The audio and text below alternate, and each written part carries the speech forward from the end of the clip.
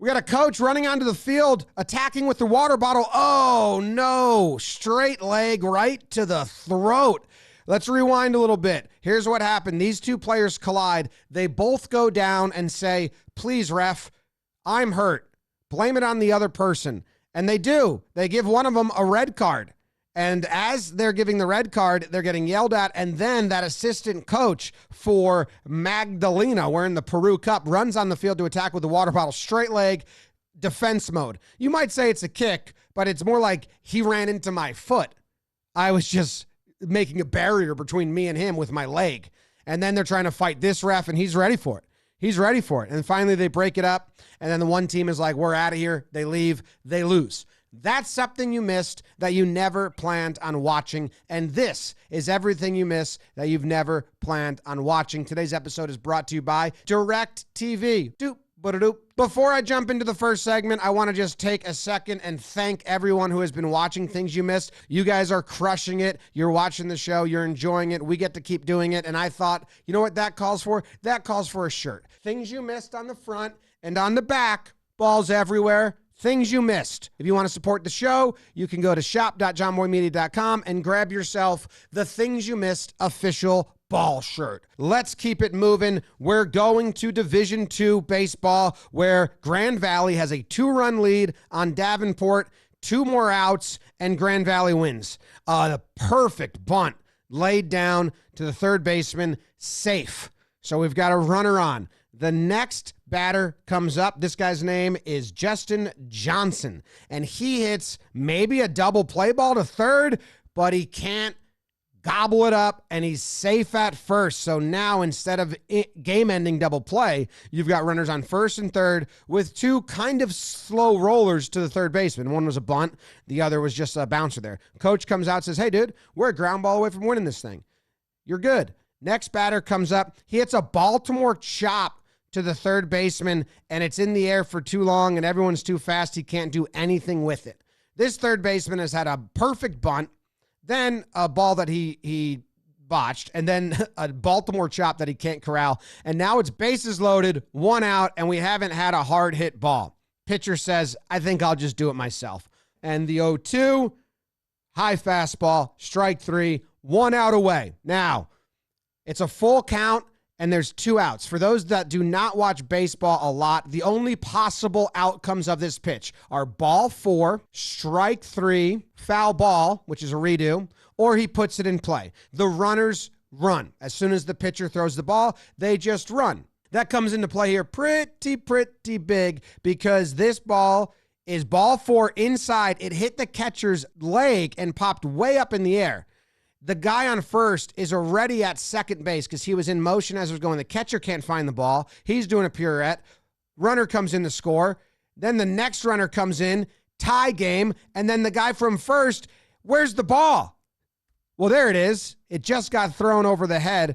Where did that ball go? How come the catcher couldn't find it? 3 runs scored on a pass ball, and they win the game. This is Gary Haynes. He works at a steam power plant for National Grid, compares himself to Homer Simpson. He was the tournament's #1 seed, had to get beat twice to lose in the championship, and did get beat in the first game. So here he is in a winner-take-all championship. He's never won a Professional Bowlers Association tour title and major championship, and he's getting in his head a little bit. He goes and talks to a coach or just another player to get his head right, and the audio is awesome. My book, I think you have to finish another I'm not comfortable with where I'm playing. Like, I'm not comfortable. That's it. He says, I'm not comfortable with where I'm playing. I'm not comfortable. That's it. So, What is it going to take you to feel comfortable? here, that's it. He says, it's here. That's it. It's in my head. I want you to do me a favor. Before you go throw that shot, you go to your wife, give her a kiss. Before you throw that shot, go give your wife a kiss. You know, clear your head. Meanwhile, his opponent knocking pins down. You're panicking. You feel like you're in quicksand. I know. So breathe. I love it. He says you're panicking. You feel like you're in quicksand. I feel like a lot of athletes might be like, fuck you, man, get out of here. But he is very aware of what's going on. And that's obviously going to help him overcome it, because he's accepting that, yeah, dude, I am panicking. And he's asking for help. Kind of a tour de force of mental health in sports on display at the end of a championship game that we get mic'd up access to. I love it. He's got to keep going. Lefty with the spin and gets the strike. 5 pins stayed up, but it gets knocked down on the rail. Wife is tearing up. She's getting excited. Watch this replay. Stands tall and then just has a friend swoop. Dad loves it. I'm guessing that's dad. Maybe not. Maybe it's father-in-law. I don't know. Wife's getting nervous. He's going to start talking to himself again. All right, you got away with a bunch of bad ones. Now just throw one good one. That's it. He's saying all the right things. Come here. Finally, there we go. Let's go.